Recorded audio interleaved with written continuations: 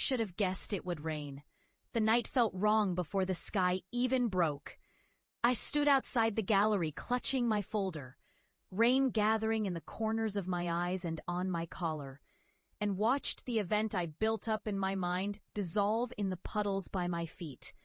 That folder, a soft leather wallet stuffed with sketches, fabric swatches, and hope, it weighed more with each minute I waited. Inside, the windows glowed golden, laughter scattering like coins across the pavement. The invitation had come 2 weeks ago, a small card with neat printing. Submission review, Friday, 8 p.m. It sat on my mirror for days. I tapped it every morning, steadying my nerves for this one night that I swore would change everything. My hand on the cold glass, I pushed open the door and entered a cocoon of warmth and scent, perfume, varnish, expensive shoes. My clothes stuck to my spine, my boots squelched. I found the submission desk by the corner, manned by a woman elegant as a flamingo, her mouth waxy and red. She took the folder and placed it carefully on a stack so high I thought it might crack under its own ambition. "Name?" she asked, not meeting my gaze. "Ava Rojas." She scribbled something, set my folder aside, and gestured for me to wait. Time inside the gallery crawled and whimpered. I watched other hopefuls, their eyes bright, hair slicked tight or tousled in just the right measure of creative disarray. I pressed my hands to my trembling knees and tried to ignore the sizzle of skepticism that flashed behind every polite smile. An hour later, the panel called me. The room was small, sharp with incense and wet wool. 3 judges presided, their expressions chiseled in mild disappointment. 2 barely flicked through my sketches, a third, with a voice so smooth she could have sold me sleep, spoke first. "These are enthusiastic," she said. I nodded, heart hammering. "But frankly, Miss Rojas, Los Angeles is full of dreams. What makes yours worth investing in?" I stammered about vision, about the way fabric could shape a feeling, about the line between costume and armor. She raised an eyebrow. "It's brave," she said. "Maybe too brave. Your silhouettes are eccentric, not commercially viable. I suggest you try something simpler if you want to survive here." I heard the unspoken words. "You don't belong. Not in this world. Thank you, goodbye." My folder was slid back, heavy and damp. I stood up, mumbled thanks, and backed out into the crowd. The night was a blur of rejection, wet hair, and the slop of neon glimmering across puddles. I called my brother on impulse. He picked up after a long ring. "You said you'd never get anywhere with doodling," he said when I told him what happened. I didn't reply. "You should look into the admin job at Mom's office. Good insurance." There was a pause, and then he laughed. "Fashion design? Have you seen who makes it? You're not exactly Versace." He hung up before my throat found words. I drifted home, numb and sodden. My apartment was quiet, a chipped mug on the table, stacks of magazines torn up for inspiration, pins dusting the carpet. In the bathroom mirror, I looked like someone hung in a closet too long. The folder I dropped on the kitchen counter unopened. Sleep came in fragments, each one torn by memories. My father shaking his head at high school, my mother asking who would buy clothes they couldn't even pronounce. "You're smart enough for real work," they said. "Los Angeles will eat you alive." They were right in a way. The city did chew on me, bit by painful bit. The weeks after bled together.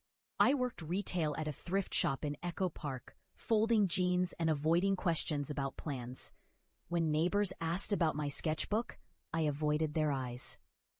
Nights I'd lay swatches on my bed and stare at the ceiling, trying to find a crack I could slip through, an answer buried in the ticking walls.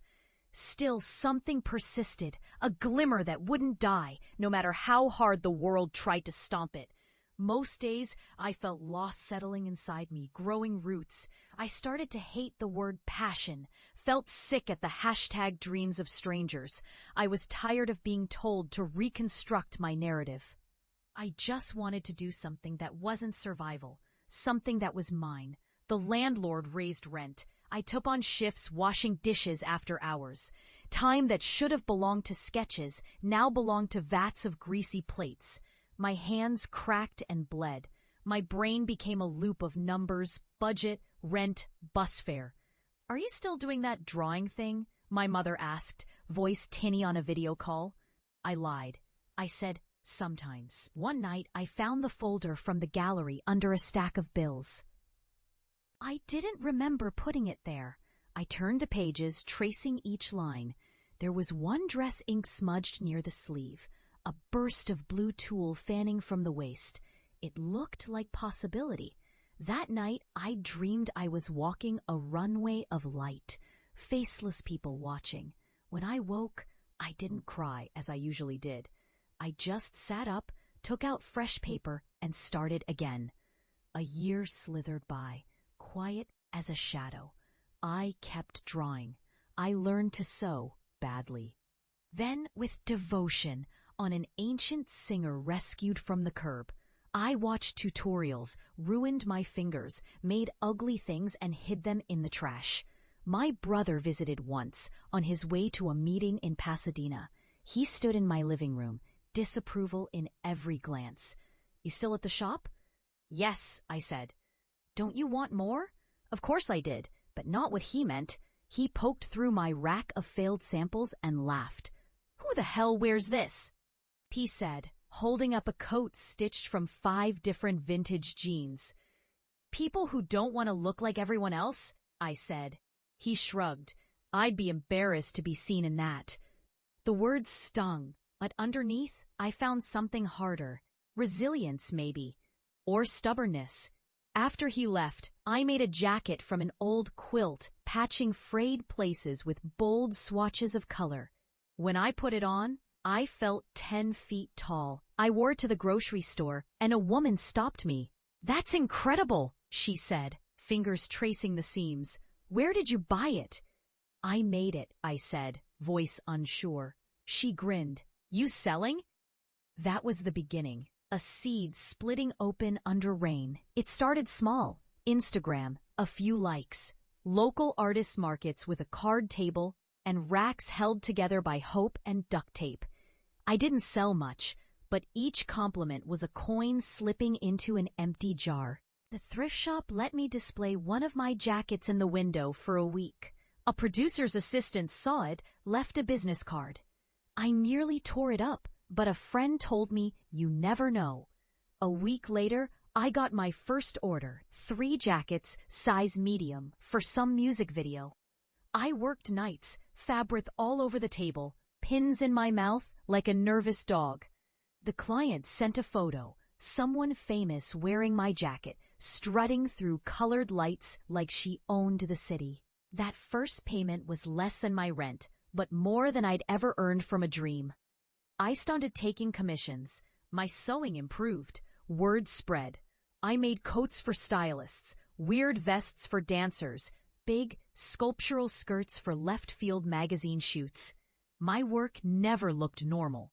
It looked unruly, stubborn, beautiful in the precise way ugly things can be beautiful. For everyone who said, "I love it," 2 more muttered, "What is that?" The sneers burned. But I learned to live with them. I even liked them. There's a power in unsettling people who thrive on safe. There were dry seasons, months without gigs, each day a rusted hinge. My family still called, worried. "No health plan," my father said, "no safety net." I nodded, humming to avoid arguments. Inside, the wound of rejection stiffened to scar tissue. But tiny miracles happened. A stylist named Marla gave me a tip. A fashion competition run by a downtown designer. A man who built a label from thrift scraps just like I did. "Submit something," she urged. "You're better than half these hacks." I submitted 2 looks. I won 2nd place. I landed a mentorship. The judge invited me to help on a delirious project outfitting a group of gallery dancers for a rooftop show. He paid me in ramen money and invaluable advice. "You'll get mocked," he said over dumplings. "It means you're doing something fresh." A year passed in the blink of a hemline. I showed 10 pieces at LA Fashion Week, a micro show, but real. I watched, stunned, as models stalked the runway in clothes birthed in the same apartment where shame once lived. The morning after, my name popped up in a blog. Rojas, the Outsider. The designs are unquiet collages of memory and longing. I wept reading it. For the first time in years, I believed in that stubborn blue dress, the one that started it all. It was 3 more years before the shame was a nest of knives whenever I opened family group chats or heard about cousins who'd bought houses, had babies, ran half marathons. But now, the idea of them entering my world gave me equal parts terror and hope. The weeks before the show were savage. I worked until 3 a.m., filling racks with pieces that made my fingers ache to finish. Some were gorgeous, others strange. All held the story of loss and reconstruction. The patchwork jackets, the sculpted dresses balancing on memory. On opening night, there was no rain. The city hummed outside, blushing pink with the sunset.